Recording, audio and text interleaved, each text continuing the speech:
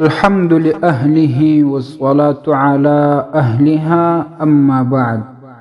معززو یورور دا پوښتنه کړې ده چې که څوک په مردارو یا نجسو کالو کې یا په نجس بدن باندې لمونځ وکړي په ناخبرۍ کې وروسته بیا په خبر سي د دغو لمونځونو راګرځېدل سته او که نه؟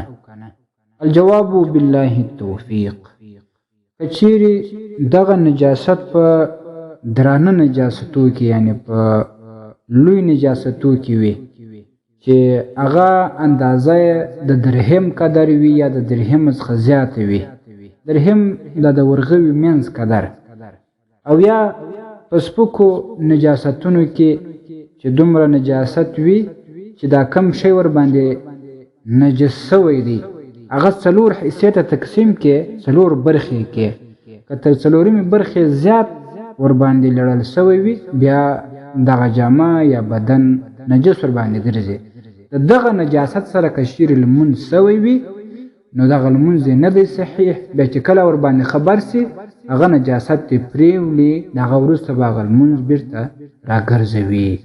البحر الرائق اول جلد 383 صفحه او مجمع الانهر اول جلد 96 صفحه. والسلام علیکم ورحمة الله وبرکاته. ستاسې د اسلامي پوښتنو جوابونکی مفتی حکیم الله صابر الحنفي صاحب.